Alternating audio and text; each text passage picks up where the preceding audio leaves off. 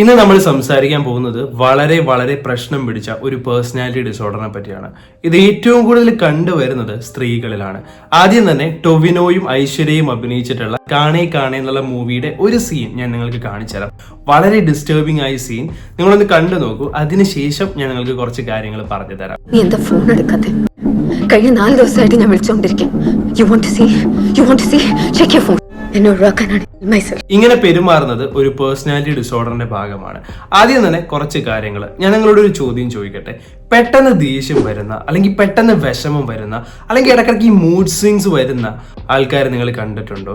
കാര്യം സാധിക്കാൻ വേണ്ടി നീ അങ്ങനെ ചെയ്തില്ലെങ്കിൽ ഞാൻ ചത്ത് കളയും, ഞാൻ ചത്ത് കഴിയുമ്പോൾ നിനക്ക് മനസ്സിലാകും എന്ന് പറയുന്ന ആൾക്കാരെ നിങ്ങൾ കണ്ടിട്ടുണ്ടോ? അല്ലെങ്കിൽ ചില സമയത്ത് നമ്മളോട് കുറേ സ്നേഹം കാണിക്കും. പെട്ടെന്ന് നമ്മൾ ഓർക്കും ഇയാൾക്കനോട് ഇത്രയും സ്നേഹമുണ്ടോ?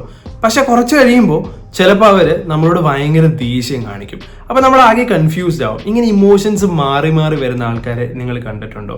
ഇനി അതുമല്ലെങ്കിൽ ഒരു റിലേഷൻഷിപ്പിൽ നിന്ന് വേറെ റിലേഷൻഷിപ്പിലേക്ക്, അല്ലെങ്കിൽ പെട്ടെന്ന് തന്നെ ഒരു ബ്രേക്കപ്പ് കഴിയുമ്പോൾ തന്നെ വേറെ റിലേഷൻഷിപ്പിലേക്ക്, ഇങ്ങനെ റിലേഷൻഷിപ്പ് മാറുന്ന ആൾക്കാരെ നിങ്ങൾ കണ്ടിട്ടുണ്ടോ? ഇതെല്ലാം ഒരു പേഴ്സണാലിറ്റി ഡിസോർഡറിന്റെ ഭാഗമാണ്. നേരത്തെ നിങ്ങൾ ആ സിനിമയുടെ വീഡിയോ കണ്ടപ്പോൾ ആക്ച്വലി ഐശ്വര്യ സംസാരിക്കുന്ന രീതി നിങ്ങൾ കണ്ടിട്ടുണ്ടാവും. അത് കുറെ ആൾക്കാർക്ക് അത് ഡിസ്റ്റർബിംഗ് ആയിട്ട് തോന്നുകയും ചെയ്യും. ഇതെല്ലാം ബോർഡർ ലൈൻ പേഴ്സണാലിറ്റി ഡിസോർഡറിന്റെ ഭാഗമാണ്. ബോർഡർ ലൈൻ പേഴ്സണാലിറ്റി ഡിസോർഡറിനെ വിളിക്കുന്ന വേറൊരു പേരാണ് ഇമോഷണലി അൺസ്റ്റേബിൾ പേഴ്സണാലിറ്റി ഡിസോർഡർ എന്ന്. ആ പേരിൽ തന്നെ നമുക്ക് മനസ്സിലാകും ഇമോഷണലി അൺസ്റ്റേബിൾ എന്ന്. സോ നമ്മളിന്ന് സംസാരിക്കാൻ പോകുന്നത് ഈ ഡിസോർഡറിനെ പറ്റിയാണ്. ആൻഡ് മനസ്സിലാക്കുക, ഇത് കുറെ ആൾക്കാരിലുണ്ട്. പല ആൾക്കാരുടെയും റിലേഷൻഷിപ്പ്, അതായത് പ്രണയബന്ധം മാത്രമല്ല, അതൊരു ഫ്രണ്ട്ഷിപ്പ് ആകാം, അങ്ങനെ എന്ത് റിലേഷൻഷിപ്പ് ആയിക്കോട്ടെ, അത് തകർക്കുന്ന ഒരു ഡിസോർഡർ കൂടിയാണിത്. കുറെ ആൾക്കാരുടെ ലൈഫിൽ കുറേ പ്രോബ്ലംസ് ഉണ്ടാക്കാൻ സാധ്യതയുള്ള ഒരു പേഴ്സണാലിറ്റി ഡിസോർഡർ കൂടിയാണ് ഇത്. സോ നിങ്ങൾ ഇതിനെപ്പറ്റി ആക്ച്വലി അറിഞ്ഞിരിക്കേണ്ടത് വളരെ വളരെ ഇമ്പോർട്ടൻ്റ് ആയ കാര്യമാണ്. നമ്മളുടെ ചുറ്റുപാട് നമ്മൾക്ക് കുറെ ആൾക്കാരെ കാണാൻ പറ്റും. പക്ഷേ ഇങ്ങനെയുള്ള ഡിസോർഡേഴ്സിനെ പറ്റി അധികം ആൾക്കാർക്ക് അറിയില്ലാത്തത് കൊണ്ട് പലപ്പോഴും ലൈഫിൽ എപ്പോഴും പ്രോബ്ലംസ് ആയിട്ട് ജീവിക്കുന്ന കുറെ ആൾക്കാരുണ്ട്. സോ നമുക്ക് സ്റ്റാർട്ട് ചെയ്യാം. Welcome back to my channel. This is Fabin Stanley.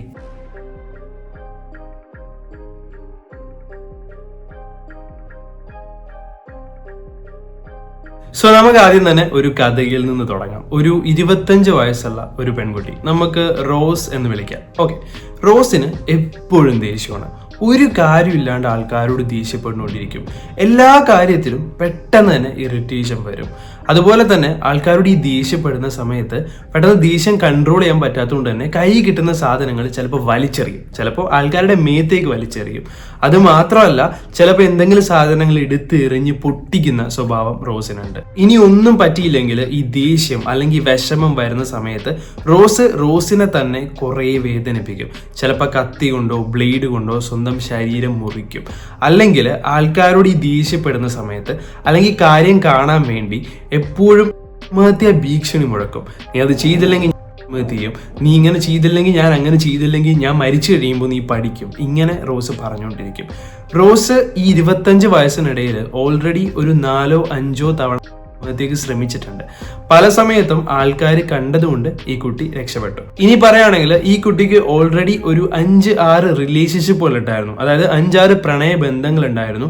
അതിൽ ഒരു 3 റോസ് തന്നെ ഒഴിവാക്കിയതാണെങ്കിലും ബാക്കിയെല്ലാം ഈ റോസിനെ സഹിക്കാൻ പറ്റാണ്ട് ആൾക്കാർ ഇട്ടിട്ട് പോയതാണ്. അതായത് ആദ്യത്തെ 3 പേരെ റോസ് ബ്രേക്കപ്പ് ചെയ്തു എന്ന് പറഞ്ഞില്ലേ, അതായത് റോസിന് പേടിയാണ് ആൾക്കാർ ഈ പെൺകുട്ടി ഉപേക്ഷിച്ച് പോകും, അല്ലെങ്കിൽ ബോയ് ഫ്രണ്ട് ചീറ്റ് ചെയ്യുന്നുണ്ട്, ബോയ് ഫ്രണ്ടിനെ വിശ്വസിക്കാൻ കൊള്ളില്ല, ഇങ്ങനെയുള്ള പല ചിന്തകളും കാരണം റോസ് തന്നെ ഇവർ ബ്രേക്കപ്പ് ചെയ്തു. ബാക്കി ആൾക്കാർക്ക് എന്താ പറ്റിയെന്ന് പറഞ്ഞിട്ടുണ്ടെങ്കിൽ റോസ് ഭയങ്കര സ്നേഹം പ്രകടിപ്പിക്കും, ചില സമയത്ത് ഭയങ്കര സംശയം പ്രകടിപ്പിക്കും, ചില സമയത്ത് എപ്പോഴും ഫൈറ്റ്, ചില സമയത്ത് വളരെ സ്നേഹം കൂടുതൽ. ഇങ്ങനെയുള്ള ഇമോഷണലി മാറ്റം, അതുപോലെ തന്നെ സംശയം, എപ്പോഴും വഴക്ക്, ഇതെല്ലാം കാരണം റോസിന്റെ ബോയ് ഫ്രണ്ട്സ് റോസിനെ ഉപേക്ഷിച്ചു പോയി. അതായത് ചില സമയത്ത് റോസിന്റെ പാർട്ട്ണറെ സ്നേഹം കൊണ്ട് വേർപ്പൊട്ടിക്കും, ചില സമയത്ത് വഴക്കും സംശയവും പ്രശ്നവുമായിട്ട് അവരെ മടുപ്പിക്കുന്ന രീതിയിൽ പെരുമാറും. റോസിന്റെ ചെറുപ്പകാലത്ത് ആക്ച്വലി ഫാമിലി മെമ്പേഴ്സ് റോസിനെ അത്ര കെയർ ചെയ്തിട്ടില്ല. പലപ്പോഴും ഹോസ്റ്റലിലൊക്കെ ആയിട്ടാണ് പഠനങ്ങൾ നടത്തിയത് തന്നെ. ആൻഡ് ചെറുപ്പകാലം മുതൽ റോസിനൊരു ബെസ്റ്റ് ഫ്രണ്ട് എന്ന് പറയാൻ ആരുമില്ല. അല്ലെങ്കിൽ ഈ ഫ്രണ്ട്ഷിപ്പ് ഇങ്ങനെ മാറിക്കൊണ്ടിരിക്കും. ചിലപ്പോൾ ഒരു ബെസ്റ്റ് ഫ്രണ്ട് എന്ന് പറയുന്ന ആരെങ്കിലും ഉണ്ടാവും, കുറച്ച് കഴിയുമ്പോൾ അയാൾ മാറും, പിന്നെ വേറെ ഫ്രണ്ട്സ് ആവും. ഇങ്ങനെ ഒരു സ്ഥിരമായിട്ടൊരു ഫ്രണ്ടോ അല്ലെങ്കിൽ സ്ഥിരമായിട്ട് പറയാൻ ഒരാളുണ്ടാവില്ല. എപ്പോഴും ഇങ്ങനെ ആൾക്കാരെ മാറിക്കൊണ്ടിരിക്കും. അതുപോലെ തന്നെയാണ് റിലേഷൻഷിപ്പിന്റെ കാര്യത്തിലേക്ക് വരുമ്പോഴും. ഒരാളായിട്ട് റിലേഷൻഷിപ്പിലാകും, അയാൾ ഉപേക്ഷിച്ച് പോകുമെന്നുള്ള പേടി കാരണം ചിലപ്പോൾ അയാളെ ബ്രേക്കപ്പ് ചെയ്യും, അല്ലെങ്കിൽ എന്തെങ്കിലും പ്രശ്നം കാരണം അയാളെ ബ്രേക്കപ്പ് ചെയ്യും. എന്നിട്ട് ആ ഒരു ബ്രേക്കപ്പ് കഴിഞ്ഞ് അത് വിഷമം മാറുന്നതിന്റെ ഒരു പീരീഡിനുള്ളിൽ തന്നെ ചിലപ്പോൾ വേറെ ആളായിട്ട് റിലേഷൻഷിപ്പിലാകും. ഇങ്ങനെ മാറി മാറി റിലേഷൻഷിപ്പ്. അതുപോലെ തന്നെ സ്കൂള് മാറിക്കൊണ്ടിരുന്നു. പിന്നെ ജോലി കിട്ടിക്കഴിഞ്ഞപ്പോൾ ജോലിയാണെങ്കിലും ഒരു സ്ഥലത്ത് നിന്ന് വേറെ ജോലി സ്ഥലത്തേക്ക് മാറുന്നു. ഇങ്ങനെ ഒരു സ്ഥിരമായിട്ട് ഒരു കാര്യവും ചെയ്യാറില്ല റോസ്. അങ്ങനെ അവസാനത്തെ ശ്രമവും കഴിഞ്ഞപ്പോൾ അവിടെ ഉണ്ടായിരുന്ന ഡോക്ടറാണ് റോസിന് ഒരു സൈക്കോളജിസ്റ്റിനെ സജസ്റ്റ് ചെയ്തത്. അങ്ങനെയാണ് മനസ്സിലായത് റോസിന് BPD അല്ലെങ്കിൽ ബോർഡർ ലൈൻ പേഴ്സണാലിറ്റി ഡിസോർഡർ എന്ന പേഴ്സണാലിറ്റി ഡിസോർഡർ ആണ്. സോ നിങ്ങൾക്ക് ഇപ്പോൾ BPD എന്താണെന്ന് ഏകദേശം ഒരു ഐഡിയ കിട്ടിയിട്ടുണ്ടാവും. പക്ഷെ ഒരു കാര്യമുണ്ട്, ആത്മഹത്യാ ഭീഷണി മുഴക്കുന്നത് കൊണ്ടോ ഇമോഷൻസ് മാറി വരുന്നത് കൊണ്ടോ ദേഷ്യം ഉണ്ടാവുന്നത് കൊണ്ടോ ഇതുകൊണ്ട് മാത്രം നമുക്ക് ഒരാൾക്ക് ബോർഡർ ലൈൻ പേഴ്സണാലിറ്റി ഡിസോർഡർ ആണെന്ന് പറയാൻ പറ്റില്ല. അല്ലെങ്കിൽ റിലേഷൻഷിപ്പ് മാറി മാറി വരുന്നത് കൊണ്ട് മാത്രം ഒരാൾക്ക് ബോർഡർ ലൈൻ പേഴ്സണാലിറ്റി ഡിസോർഡർ ആണെന്ന് നമുക്ക് ഒരിക്കലും പറയാൻ പറ്റില്ല. അതിന് ഒരു ക്രൈറ്റീരിയ ഉണ്ട്, അല്ലെങ്കിൽ അതിന് കുറച്ച് സിംറ്റംസും കാര്യങ്ങളുണ്ട്. സോ ഞാൻ നിങ്ങൾക്ക് അത് പറഞ്ഞുതരാം. പക്ഷെ നിങ്ങൾ ഒരു കാര്യം മനസ്സിലാക്കണം, സ്വന്തമായിട്ട് ഡയഗ്നോസ് ചെയ്യരുത്. അതായത് സ്വന്തമായിട്ട് ഞാൻ പറയാൻ പോകുന്ന ഈ സിംറ്റംസ് എല്ലാം കേട്ടിട്ട് എനിക്ക് ബോർഡർ ലൈൻ പേഴ്സണാലിറ്റി ഡിസോർഡർ ആണെന്ന് തീരുമാനിക്കരുത്. അത് തീരുമാനിക്കേണ്ടത് ഒരു സൈക്കോളജിസ്റ്റോ അല്ലെങ്കിൽ ഒരു സൈക്യാട്രിസ്റ്റോ ആയിരിക്കണം. അപ്പോൾ ഞാൻ പറയാൻ പോകുന്ന ഈ സിംറ്റംസിൽ 5 എണ്ണമെങ്കിലും നിങ്ങൾക്ക് ആക്ച്വലി ഉണ്ടായിരിക്കണം. ആൻഡ് അതിന്റെ ക്രൈറ്റീരിയ ഞാൻ നിങ്ങൾക്ക് പറഞ്ഞുതരാം. സോ ആദ്യത്തെ സിംറ്റം ആണ് ഈ ആൾക്കാർ ഇട്ടിട്ട് പോകുമോ എന്നുള്ള പേടിയായിരിക്കും. ഈ പേടി ചിലപ്പോൾ ഇമാജിൻ ചെയ്യുന്നതാകാം, അല്ലെങ്കിൽ ചിലപ്പോൾ ആൾക്കാരുടെ പെരുമാറ്റം വഴി മനസ്സിലാക്കുന്നതാവാം. അപ്പോൾ ആൾക്കാർ, അതായത് ഇവർ സ്നേഹിക്കുന്ന ആൾക്കാർ ഇവരിട്ടിട്ട് പോകുമോ എന്നുള്ള പേടി കാരണം അവരിട്ടിട്ട് പോകാതിരിക്കാൻ വേണ്ടി ഭ്രാന്ത് പിടിച്ചതുപോലെ എഫേർട്സ് എടുക്കുക. അതായത് ചെറിയ സാധാരണ ഉള്ള എഫേർട്സുകളായിരിക്കില്ല, ചിലപ്പോൾ അവർ ഉപേക്ഷിച്ച് പോകുമെന്ന് പേടിച്ചിട്ട് അവരോട് കുറേ സ്നേഹം കാണിക്കുക, അല്ലെങ്കിൽ അവർ പോകാതിരിക്കാൻ എന്തെങ്കിലുമൊക്കെ ചെയ്ത് കൂട്ടുക. ഇനി അതുമല്ലെങ്കിൽ അവരായിട്ട് ഫൈറ്റ് ചെയ്യുക, സംശയം കാണിക്കുക. ഇങ്ങനെ പല രീതിയിലായിരിക്കും ചിലപ്പോൾ അവർ പെരുമാറാൻ പോകുന്നത്. പക്ഷെ ഇവർക്ക് എപ്പോഴും പേടിയായിരിക്കും, അതായത് ആൾക്കാർ ഇവരെ ഉപേക്ഷിച്ച് പോകും. അപ്പോൾ ബോർഡർ ലൈൻ പേഴ്സണാലിറ്റി ഡിസോർഡർ ഉള്ള ആൾക്കാരുടെ ആദ്യത്തെ സിംറ്റമിൽ ഒന്നാണ് ഫിയർ ഓഫ് അബാൻഡൻമെന്റ്. അതായത് ഇവർ സ്നേഹിക്കുന്ന ആൾക്കാർ ഇവർ ഉപേക്ഷിച്ച് പോകും. ആ പേടി കാരണം ഇവർ ചിലപ്പോൾ പല രീതിയിലായിരിക്കും പെരുമാറാൻ പോകുന്നത്. അവർ പോകാതിരിക്കാൻ വേണ്ടി പല എഫേർട്ടുകളും എടുക്കുന്നത് നമുക്ക് കാണാൻ പറ്റും. ഇനി രണ്ടാമത്തെ സിംറ്റം എന്ന് പറയുന്നത് അൺസ്റ്റേബിൾ ഇന്റർപേഴ്സണൽ റിലേഷൻഷിപ്പ്. ഇവർക്ക് സ്ഥിരമായിട്ട് ഒരു റിലേഷൻഷിപ്പ് ഉണ്ടാവില്ല. അത് പ്രണയബന്ധം എന്നല്ല ഞാനിവിടെ ഉദ്ദേശിക്കുന്നത്. പ്രണയബന്ധമാകാം, ചില ആൾക്കാർക്ക് ഫ്രണ്ട്ഷിപ്പ് ആകാം. അതുപോലെ തന്നെ ഇങ്ങനെയുള്ള ആൾക്കാർക്ക് ബ്ലാക്ക് ആൻഡ് വൈറ്റ് തിങ്കിങ് ഉണ്ടാവും. ബ്ലാക്ക് ആൻഡ് വൈറ്റ് തിങ്കിങ് എന്ന് പറഞ്ഞിട്ടുണ്ടെങ്കിൽ ഒന്നില്ലെങ്കിൽ ബ്ലാക്ക് അല്ലെങ്കിൽ വൈറ്റ്, അതിന് നടുക്ക് ഒരു ഗ്രേ കളർ ഉണ്ടെന്ന് ഇവർ അക്സെപ്റ്റ് ചെയ്യില്ല. അതായത് കളറിനെ പറ്റിയല്ല ഞാൻ പറയുന്നത്, തോട്ട്സിനെ പറ്റിയാണ് ഞാൻ പറയുന്നത്. അതായത് ഒന്നില്ലെങ്കിൽ എക്സ്ട്രീംലി ഗുഡ്, വളരെ നല്ല ഒരാൾ, അല്ലെങ്കിൽ എക്സ്ട്രീംലി ബാഡ്. അതായത് ചില സമയത്ത് ഇവര് ചില ആൾക്കാർ നല്ലത് പറയണ കേൾക്കുമ്പോൾ വാവ് ഇയാളൊരു അടിപൊളി ആളാണ് എന്ന് വിചാരിച്ച് അയാളെ കുറേ ഫാന്റസൈസ് ചെയ്ത് അയാളൊരു വലിയൊരാളായിട്ട് വെക്കും. പക്ഷെ പെട്ടെന്ന് ചിലപ്പോൾ കുറച്ച് നാൾ കഴിയുമ്പോൾ അയാൾ എന്തെങ്കിലും ചെറിയൊരു ചീത്തക്കാര്യം ചെയ്തു, അല്ലെങ്കിൽ ഇവർ എക്സ്പെക്ട് ചെയ്യുന്നതിൽ നിന്ന് ഓപ്പോസിറ്റ് ആയിട്ട് അവരെന്തെങ്കിലും ചെയ്തു, അല്ലെങ്കിൽ വേറെ ആരെങ്കിലും, ഇവരിഷ്ടപ്പെടുന്ന വേറെ ആരെങ്കിലും ഇവരോട് അവരെ പറ്റി എന്തെങ്കിലും കുറ്റം പറയുമ്പോൾ അപ്പം തന്നെ ഇയാൾ ഭയങ്കര ചീത്ത ആളായി മാറും. അപ്പോൾ ഇങ്ങനെ ഷിഫ്റ്റ് ചെയ്തുകൊണ്ടിരിക്കും. ബ്ലാക്ക് ആൻഡ് വൈറ്റ് തിങ്കിങ് ആയിരിക്കും. അതുപോലെ തന്നെ ഒരു മിഡിൽ പോർഷൻ, അല്ലെങ്കിൽ അത് ഇവർക്ക് കാണാൻ പറ്റില്ല. ഇവരെപ്പോഴും കൂടുതലും എക്സ്ട്രീമായിട്ട് മാത്രമായിരിക്കും ചിന്തിക്കാൻ പോകുന്നത്. ഒന്നില്ലെങ്കിൽ വളരെ നല്ലത്, അല്ലെങ്കിൽ വളരെ ചീത്ത. അത് ലൈഫിൽ നടക്കുന്ന എന്ത് കാര്യമാണെങ്കിലും ചിലപ്പോൾ ഇവരിങ്ങനെ തന്നെ ആയിരിക്കും. അതുപോലെ ഈ ചിന്തയിൽ ഉണ്ടാകുന്ന ഒരു ഷിഫ്റ്റ്, പെട്ടെന്ന് ഒരാളെ ഭയങ്കര സ്നേഹം കാണിക്കുന്നു, അതുപോലെ തന്നെ പെട്ടെന്ന് അയാളോട് ദേഷ്യം വരുന്നു. ഇങ്ങനെ ചിലപ്പോൾ അത് മാറിക്കൊണ്ടിരിക്കാം. ഫ്രണ്ട്ഷിപ്പ് ആയിക്കോട്ടെ, റിലേഷൻഷിപ്പ് ആയിക്കോട്ടെ, അല്ലെങ്കിൽ ജോലി ആയിക്കോട്ടെ, പഠനമായിക്കോട്ടെ, ഇതിലൊന്നും ഇവർക്കൊരു സ്റ്റെബിലിറ്റി ഉണ്ടാവില്ല. എല്ലാം ഇങ്ങനെ മാറിക്കൊണ്ടിരിക്കും. അതുപോലെ തന്നെ ഞാൻ ആദ്യം പറഞ്ഞല്ലോ, BPDയുടെ വേറെ ഒരു പേരാണ് ഇമോഷണലി അൺസ്റ്റേബിൾ പേഴ്സണാലിറ്റി ഡിസോർഡർ. ഇവരുടെ ഇമോഷൻസ് ഇങ്ങനെ മാറിക്കൊണ്ടിരിക്കും. മൂന്നാമത്തേതാണ് അൺസ്റ്റേബിൾ സെൽഫ് ഇമേജ്. അതായത് ഇവർക്ക് ഇവരെ പറ്റി തന്നെ ഉള്ള ഐഡിയ പലപ്പോഴും മാറിക്കൊണ്ടിരിക്കും. അത് മാത്രമല്ല, ഇവർക്ക് ഇവരെ പറ്റി ചിലപ്പോൾ ഭയങ്കര താഴ്ന്ന ചിന്താഗതി ആകാനാണ് ചാൻസ് കൂടുതൽ. പിന്നെ പുവർ ബൗണ്ടറീസ്. അതായത് ഇവര് ലൈഫിലേക്ക് ആൾക്കാരെ ചിലപ്പോൾ പെട്ടെന്ന് ആൾക്കാരെ അടുത്തും പെട്ടെന്ന് ആൾക്കാരെ പറഞ്ഞു വിടും. അതുപോലെ തന്നെ ഒരു ബൗണ്ടറി ക്രിയേറ്റ് ചെയ്യാൻ ഇവർക്ക് അറിയാൻ പറ്റില്ല. ഇവർക്ക് ഇവരുടെ ലൈഫിലായിക്കോട്ടെ വേറെ ആൾക്കാരുടെ ലൈഫിൽ വരുന്നതായിക്കോട്ടെ ഇതിനൊന്നും ഒരു കറക്റ്റ് ആയിട്ടുള്ള ബൗണ്ടറി ഒന്നും ഇവര് ക്രിയേറ്റ് ചെയ്യില്ല. ഇനി ഞാൻ പറയാൻ പോകുന്ന കാര്യങ്ങളിൽ ഏതെങ്കിലും 2 എണ്ണം നിർബന്ധമായി ഉണ്ടായിരിക്കണം. അപ്പോൾ ഒരു 5 കാര്യമാണ് ഞാൻ പറയാൻ പോകുന്നത്. അതായത് ഈ കാര്യങ്ങൾ ഭാവിയിൽ നമ്മളെ സെൽഫ് ഡാമേജിങ് ആവുന്ന കുറച്ച് കാര്യങ്ങൾ, അതായത് നമ്മുടെ ലൈഫിൽ കുറച്ച് നെഗറ്റീവ് പ്രോബ്ലംസ് ക്രിയേറ്റ് ചെയ്യാൻ പോകുന്ന 5 കാര്യങ്ങളിൽ ഏതെങ്കിലും 2 എണ്ണമെങ്കിലും നിർബന്ധമായിട്ടുണ്ടായിരിക്കണം. അപ്പോൾ ഒന്നാമത്തെ പറഞ്ഞിട്ടുണ്ടെങ്കിൽ, അതായത് ഈ 5 കാര്യങ്ങളും പെടുന്നത് ഇമ്പൾസിവിറ്റിയിലാണ്. അതായത് എടുത്തുചാട്ടം എന്നൊക്കെ പറയില്ലേ, പെട്ടെന്ന് ഒന്നും ചിന്തിക്കാണ്ടുള്ള തീരുമാനം, അങ്ങനത്തെ ഒരു ബിഹേവിയർ ബോർഡർ ലൈൻ പേഴ്സണാലിറ്റി ഉള്ള ആൾക്കാർക്ക് ഉണ്ടാവും. അതായത് ഒന്നും ചിന്തിക്കാണ്ട് ഇവർ എടുത്തുചാടി ചെയ്യുന്ന കാര്യങ്ങൾ. അപ്പോൾ 5 കാര്യങ്ങൾ പറയാം, അതിൽ 2 എണ്ണമെങ്കിലും ഉണ്ടായിരിക്കണം. ആദ്യത്തേതാണ് സ്പെൻഡിങ്. അതായത് ഇങ്ങനെ എന്താ പറയുക, ഒന്നും ചിന്തിക്കാണ്ട് കാശ് വെറുതെ ചെലവാക്കിക്കൊണ്ടിരിക്കുക. ചിലപ്പോൾ ഷോപ്പിംഗ് ആവാം, അല്ലെങ്കിൽ ഒരു കാര്യവും ഇവരിങ്ങനെ ഒരു പ്ലാൻ ഒന്നും ഉണ്ടാവില്ല, കൈ കിട്ടുന്ന കാശ് അപ്പം തന്നെ തീർക്കുക, അല്ലെങ്കിൽ അതിങ്ങനെ കുറേ വെറുതെ സ്പെൻഡ് ചെയ്ത് കളയുന്നത്. അല്ലെങ്കിൽ സെക്സ് എന്ന് പറയുമ്പോൾ അൺപ്രൊട്ടക്റ്റഡ് സെക്സും ആവാം, അല്ലെങ്കിൽ മൾട്ടിപ്പിൾ പാർട്ട്നേഴ്സ് ആവാം. ഇവർക്ക് പെട്ടെന്ന് ഇവർക്ക് ഉണ്ടാവുന്ന സ്ട്രെസ്സും ഉണ്ടാവാം, അല്ലെങ്കിൽ ഇവർക്ക് ഇങ്ങനെ സ്ഥിരമായിട്ട് നിൽക്കാൻ പറ്റാത്തതുകൊണ്ട് തന്നെ പലപ്പോഴും ഒരു പാർട്ട്ണറിൽ നിന്ന് വേറെ പാർട്ട്ണറിലേക്ക്, അല്ലെങ്കിൽ ഒരു പ്രൊട്ടക്റ്റഡ് അല്ലാത്ത സെക്സ് ആകാം, അല്ലെങ്കിൽ ഭയങ്കര ഇമ്പൾസീവായിട്ട് ഇവർ സെക്ഷുവൽ ബിഹേവിയേഴ്സ് കാണിക്കാനുള്ള ചാൻസ് കൂടുതലാണ്. ഇനി ഇതല്ലെങ്കിൽ സബ്സ്റ്റൻസ് അബ്യൂസ്, അതായത് ആൽക്കഹോൾ ആകാം, ഡ്രഗ്സ് ആകാം. ഇവർ ഒന്നില്ലെങ്കിൽ ആൽക്കഹോളിന് ഭയങ്കര ഡിപ്പെൻഡന്റ് ആയ ആളാകാം, അല്ലെങ്കിൽ ഡ്രഗ്സിന് അഡിക്റ്റഡ് ആയിട്ടുള്ള ഒരാളാകാനുള്ള ചാൻസ് കൂടുതലാണ്. കാരണം ഇവരുടെ ഇമോഷൻസ് ഇങ്ങനെ മാറി വരുന്ന സമയത്ത് കൂടുതലും ഇവര് ഡിപ്പെൻഡൻസി കാണിക്കാൻ ചാൻസ് മദ്യപാനം അല്ലെങ്കിൽ ഡ്രഗ്സ് എന്നുള്ള കാര്യങ്ങൾക്കാവാം. ഇനിയുള്ള വേറെ കാര്യങ്ങൾ എന്ന് പറഞ്ഞിട്ടുണ്ടെങ്കിൽ, ഒന്നില്ലെങ്കിൽ റെക്ലെസ് ഡ്രൈവിംഗ്, ചീറ്റിംഗ്, അതായത് ഭയങ്കര ശ്രദ്ധയില്ലാത്ത രീതിയിൽ ആക്സിഡൻറ്റ്സ് ഉണ്ടാകാൻ അല്ലെങ്കിൽ ഡേഞ്ചറിന് കാരണമാകാനുള്ള രീതിയിലുള്ള ഡ്രൈവിംഗ് ആവാം, അല്ലെങ്കിൽ കുറേ ഭക്ഷണം വലിച്ചു വാരി ഹെൽത്തി അല്ലാത്ത രീതിയിൽ കഴിക്കുന്നതാകാം. സോ ഞാൻ ഈ പറഞ്ഞ 5 കാര്യത്തിൽ ഏതെങ്കിലും 2 കാര്യങ്ങൾ, അതായത് ഇമ്പൾസിവിറ്റി എടുത്തുചാട്ടത്തിന്റെ കാര്യത്തിൽ ഉണ്ടായിരിക്കണം എന്നുള്ളതാണ് ക്രൈറ്റീരിയ. ഇനി വളരെ വളരെ ഇമ്പോർട്ടൻ്റ് ആയിട്ടുള്ള 5ാമത്തെ കാര്യം, അതാണ് സൂയിസൈഡൽ ബിഹേവിയർ അല്ലെങ്കിൽ സെൽഫ് ഹാം. ഇങ്ങനെയുള്ള ആൾക്കാർ ബിഹേവിയർ കാണിക്കാം. ഞാൻ ആദ്യം പറഞ്ഞതുപോലെ തന്നെ ചിലപ്പോൾ ഒരു കാര്യം കാണാൻ വേണ്ടി ചിലപ്പോൾ ഞാൻ ആത്മഹത്യ ചെയ്യും, ഞാൻ ചത്ത് കഴിയുമ്പോൾ നിനക്ക് മനസ്സിലാക്കും, ആത്മഹത്യയെ പറ്റി പറയുന്ന ഒരാളായിരിക്കും, അല്ലെങ്കിൽ എന്തെങ്കിലും കാര്യം സാധിച്ചു കിട്ടാൻ ആത്മഹത്യ ചെയ്യുമെന്ന് പറഞ്ഞ് പേടിപ്പിക്കുന്ന, ഈവൻ ലൈക്ക് ആത്മഹത്യ രീതിയിൽ അവർ ചിലപ്പോൾ അത് ചെയ്യാൻ വേണ്ടി ഇവരുടെ മുമ്പിൽ വെച്ച് തന്നെ ചിലപ്പോൾ കാണിക്കുന്ന ആൾക്കാരായിരിക്കാം. ഇനി അതുമല്ലെങ്കിൽ ദേഷ്യം വരുമ്പോൾ, വിഷമം വരുമ്പോൾ സ്വന്തം ശരീരത്തിൽ മുറിവേൽപ്പിക്കുന്ന ആൾക്കാരായിരിക്കാം. ചിലപ്പോൾ കത്തി ഉണ്ടാവും, ബ്ലേഡും ഉണ്ടാവും, അല്ലെങ്കിൽ എന്തെങ്കിലും കൊണ്ട് സ്വന്തം ശരീരത്തിൽ മുറിവേൽപ്പിക്കുന്ന, അല്ലെങ്കിൽ ചിലപ്പോൾ തീ കൊണ്ടൊക്കെ വേദനിപ്പിക്കുന്ന ആൾക്കാരായിരിക്കാം. ഈവൻ ബോർഡർ ലൈൻ പേഴ്സണാലിറ്റി ഉള്ള ആൾക്കാരുടെ ബോഡിയൊക്കെ നോക്കിയിട്ടുണ്ടെങ്കിൽ ചിലപ്പോൾ നമുക്ക് കാണാൻ പറ്റും, അവരുടെ കയ്യിലും കാലിലൊക്കെ ചിലപ്പോൾ ഇങ്ങനെ കത്തി വെച്ചോ അല്ലെങ്കിൽ ബ്ലേഡ് വെച്ചോ വരച്ച പാടുകളൊക്കെ കാണാൻ സാധ്യത കൂടുതലാണ്. ഇനി 6ാമത്തതാണ് സ്വിച്ച് ഇട്ട പോലെ ഇമോഷൻ മാറിക്കൊണ്ടിരിക്കും. അതെന്തോ, അത് വിഷമമാകാം, ദേഷ്യമാകാം, ഇറിറ്റേഷൻ ആകാം, അല്ലെങ്കിൽ ഇവർ പെട്ടെന്ന് നമ്മൾ നോക്കുമ്പോൾ ഇവർ ചിലപ്പോൾ ഭയങ്കര ദേഷ്യമായിട്ട് കാണിക്കുമായിരിക്കും, പക്ഷെ പെട്ടെന്ന് തന്നെ ഇവരുടെ ഇമോഷൻ അങ്ങ് മാറും. അല്ലെങ്കിൽ ഞാൻ നേരത്തെ പറഞ്ഞ പോലെ ഭയങ്കര സ്നേഹം കാണിക്കും, പെട്ടെന്നായിരിക്കും ഒരു വെറുപ്പ് കാണിക്കാൻ പോകുന്നത്. ഇങ്ങനെ സ്വിച്ച് ഇട്ടതുപോലെ തന്നെ ഇവരുടെ ഇമോഷൻ ഇങ്ങനെ മാറിക്കൊണ്ടിരിക്കും. അതുകൊണ്ട് തന്നെയാണ് ഈ ഡിസോർഡറിന്റെ ഒരു പേരാണല്ലോ ഇമോഷണലി അൺസ്റ്റേബിൾ എന്ന് പറയുന്നത്.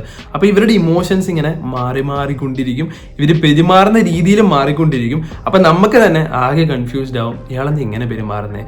ചില സമയത്ത് നമ്മളോട് ഒടുക്കത്തെ ദേഷ്യപ്പെട്ട് നമ്മളോട് സംശയമൊക്കെ കാണിച്ചിട്ട് പെട്ടെന്ന് വന്നിട്ട് നമ്മളോട് സോറി എന്നൊക്കെ പറഞ്ഞ് വന്ന് കരഞ്ഞ് നമ്മളോട് ഭയങ്കര സ്നേഹം കാണിക്കുന്ന രീതിയും നമുക്ക് കാണാൻ പറ്റും. 7ാമത്തതാണ് ക്രോണിക് ഫീലിങ്സ് ഓഫ് എംപ്റ്റിനെസ്. അതായത് ഇങ്ങനെയുള്ള ആൾക്കാർക്ക് എപ്പോഴും അവരുടെ ഉള്ളിൽ ഭയങ്കര എംപ്റ്റി ഫീലിംഗ് ആയിരിക്കും. ഒന്നും ഇൻട്രസ്റ്റ് തോന്നാത്ത, മനസ്സിനുള്ളിൽ ഭയങ്കര എംപ്റ്റി ആയിട്ടുള്ള, അത് എപ്പോഴും തോന്നിക്കൊണ്ടിരിക്കുന്ന ആൾക്കാരായിരിക്കും. പിന്നെ ഉള്ളതെന്ന് പറഞ്ഞിട്ടുണ്ടെങ്കിൽ 8ാമത്തത് ആങ്കർ ഇഷ്യൂസ്. അതായത് ഇങ്ങനെയുള്ളവർക്ക് ദേഷ്യം ഭയങ്കര കൂടുതലായിരിക്കും, ദേഷ്യം കൺട്രോൾ ചെയ്യാൻ പറ്റാത്തതുമായിരിക്കും. അതായത് എത്ര ശ്രമിച്ചിട്ടും ഇവർക്ക് ദേഷ്യം കൺട്രോൾ ചെയ്യാൻ പറ്റാത്തൊരവസ്ഥയായിരിക്കും.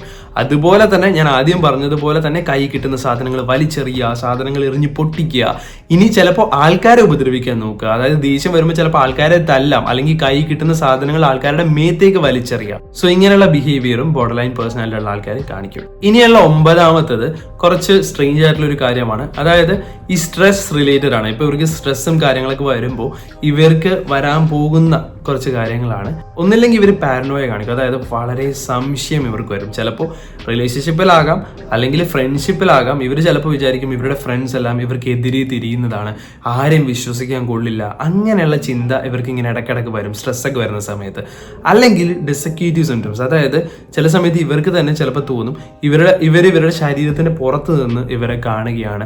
അങ്ങനെയുള്ള കുറച്ച് സ്ട്രേഞ്ച് ആയിട്ടുള്ള ചിന്തകൾ വരാനുള്ള ചാൻസും ഇവർക്കുണ്ട്.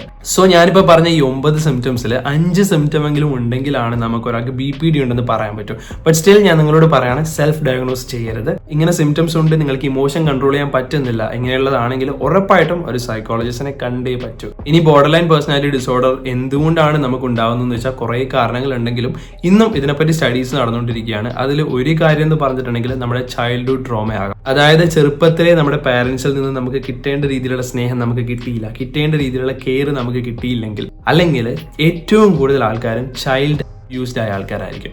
അതായത് വളരെ ചെറുപ്പത്തിൽ തന്നെ ചൈൽഡ് അബ്യൂസ് നേരിട്ട ആൾക്കാർക്ക് BPD വരാനുള്ള ചാൻസ് കൂടുതലാണ് എന്നാണ്. പിന്നെ ഏറ്റവും ഇമ്പോർട്ടൻ്റ് ആയിട്ട് വരാൻ ചാൻസ് ഉള്ളത് ജനറ്റിക് ആയിട്ടാണ്. നമുക്ക് പാരമ്പര്യമായിട്ട് വരാം. അതായത് നമ്മുടെ ഫാമിലിയിൽ ആർക്കെങ്കിലും BPD ഉണ്ടെങ്കിൽ, അല്ലെങ്കിൽ ഈ ആൻസൈറ്റി, ഡിപ്രഷനൊക്കെ ഉണ്ടെങ്കിൽ അത് നമുക്ക് വരാനുള്ള ചാൻസ് കൂടുതലാണ്. ഒരു രീതിയിൽ പറയുമ്പോൾ ഈ BPDയുടെ ചില സിംറ്റംസ് ഒക്കെ നമുക്ക് ചെറുപ്പകാലം മുതലേ ഡെവലപ്പ് ആകാം, നമ്മുടെ ഫാമിലിയിൽ നിന്ന് തന്നെ നമുക്ക് ഡെവലപ്പ് ആകാം. അതായത് ചില സമയത്ത് നമ്മളൊരു കാര്യം വീട്ടുകാരോട് പറയുമ്പോൾ അവർ സാധിച്ചു തന്നിട്ടുണ്ടാവില്ല. അപ്പോൾ അവർ ചിലപ്പോൾ പറഞ്ഞിട്ടുണ്ടാവും, നീ ഇങ്ങനെ ചെയ്താൽ മതി, ഞങ്ങൾ പറയണത് കേട്ടാൽ മതി എന്ന് പറഞ്ഞിട്ട് വീട്ടുകാർ ചിലപ്പോൾ നമ്മൾ നിർബന്ധിച്ച് അവരുടെ ആഗ്രഹത്തിന് ചിലപ്പോൾ നമ്മളെ കൊണ്ട് എന്തെങ്കിലുമൊക്കെ ചെയ്യിപ്പിച്ചിട്ടുണ്ടാവും. ആ സമയത്ത് കുട്ടികളായതുകൊണ്ട് തന്നെ ചിലപ്പോൾ അവർക്കൊന്നും ചെയ്യാൻ പറ്റിയിട്ടുണ്ടാവില്ല. പക്ഷെ കുറച്ചാൾ കഴിഞ്ഞപ്പോഴും വീട്ടുകാർ ഇവരുടെ ആഗ്രഹങ്ങൾ സാധിക്കാണ്ട് വീട്ടുകാർ പറയാണ്, ഞങ്ങൾ പറയണത് കേട്ടാൽ മതി, നീ ഇങ്ങനെ ചെയ്താൽ മതി, അങ്ങനെ ചെയ്താൽ മതി എന്നൊക്കെ പറയുമ്പോൾ ഇവരുടെ ഇമോഷൻസ് ഇങ്ങനെ സപ്രസ് ചെയ്തുകൊണ്ടിരിക്കും. അങ്ങനെ എപ്പോഴെങ്കിലും ഒരു ദിവസം ചിലപ്പോൾ ഇവർക്ക് എന്തെങ്കിലും ഒരു കാര്യം ആവശ്യമുണ്ടാവും. ആ സമയത്ത് വീട്ടുകാരോട് പറയുമ്പോൾ ചിലപ്പോൾ വീട്ടുകാർ സമ്മതിച്ച് തരാണ്ടാവുമ്പോൾ ഇവർ ചിലപ്പോൾ ഓൾറെഡി കണ്ടിട്ടുണ്ടാവും വേറെ ആരെങ്കിലുമൊക്കെ പറയുന്നത്, അതനുസരിച്ച് ചിലപ്പോൾ പറയും ഞാൻ ചത്ത് കളയും എന്നൊക്കെ പറഞ്ഞ് വീട്ടുകാർ ചിലപ്പോൾ ഭീഷണിപ്പെടുത്താൻ തുടങ്ങും. ആത്മഹത്യ എന്ന രീതിയിൽ ചിലപ്പോൾ ഇമിറ്റേറ്റ് ചെയ്യാൻ തുടങ്ങും. ഇങ്ങനെ കാണുമ്പോൾ വീട്ടുകാർക്ക് പേടിയാവുമ്പോൾ തന്നെ വീട്ടുകാർ അത് സാധിച്ചു കൊടുക്കും. അങ്ങനെ വരുമ്പോൾ ഇത് ചിലപ്പോൾ ഇവരൊരു ശീലമാക്കാം. അതായത് ഇവർക്ക് മനസ്സിലാവും, ഓക്കെ ഞാൻ ഇങ്ങനെ പറഞ്ഞാൽ മാത്രമേ എൻ്റെ ആഗ്രഹം സാധിച്ചു കിട്ടൂ, ആത്മഹത്യ ചെയ്യുമെന്ന് പേടിപ്പിച്ചാൽ മാത്രമേ അവരെനിക്ക് കാര്യങ്ങൾ ചെയ്യുകയുള്ളൂ. ഇത് അവരുടെ ബ്രെയിനിൽ കണക്റ്റ് ആവും. ഇത് 2-3 തവണ ഇങ്ങനെ ചെയ്യുമ്പോൾ തന്നെ ഇവർക്ക് മനസ്സിലാവും, ഓക്കെ വീട്ടുകാർ ഇത് സമ്മതിച്ച് തരുന്നുണ്ട്. അപ്പോൾ ഇത് ഇവരെന്ത് ചെയ്യും, ഇവരുടെ ഫ്രണ്ട്സിൻ്റെ അടുത്തും റിലേഷൻഷിപ്പിലും അങ്ങനെ പല സ്ഥലത്തും ഇത് അപ്ലൈ ചെയ്ത് നോക്കും. അവിടെയൊക്കെ വർക്ക് ആവുന്നത് പോലെ ഇവർക്ക് തോന്നുകയും ആൻഡ് അവിടെയെല്ലാം ഇവർ ഇതുപോലെ തന്നെ, അതായത് ചിലപ്പോൾ റിലേഷൻഷിപ്പിലായിക്കോട്ടെ ഫ്രണ്ട്ഷിപ്പിലായിക്കോട്ടെ ഇവരുടെ ലൈഫിലേക്ക് വരുന്ന പല കാര്യത്തിലും ഇതുപോലെ വാശി ഇവർ കാണിക്കാൻ തുടങ്ങും, അല്ലെങ്കിൽ ഇത് ചെയ്യുന്നുള്ള ഭീഷണിപ്പെടുത്തൽ ഇവിടെ തുടങ്ങും. സോ ഇനി നിങ്ങൾ മനസ്സിലാക്കേണ്ടത്, നിങ്ങൾക്കോ നിങ്ങളുടെ കൂടെയുള്ള ആർക്കെങ്കിലും ഇങ്ങനെയുള്ള സിംറ്റംസ് ഉണ്ടെങ്കിൽ ഇതിന് ട്രീറ്റ്മെന്റ് ഉണ്ട്, പലതരം ട്രീറ്റ്മെന്റ് ഉണ്ട്. അതിൽ ഏറ്റവും പ്രധാനപ്പെട്ടത് ഇപ്പോൾ സൈക്കോതെറപ്പി എന്ന് പറയുമ്പോൾ നിങ്ങളൊരു സൈക്കോളജിസ്റ്റിനെ കണ്ട് നിങ്ങൾ തെറപ്പി എടുക്കുന്നത്. അപ്പോൾ അതിൽ ഏറ്റവും ഇമ്പോർട്ടൻ്റ് ആയിട്ട് BPD ഉള്ള ആൾക്കാർക്ക് യൂസ് ചെയ്യുന്ന തെറപ്പിയാണ് DBT എന്ന് പറയും.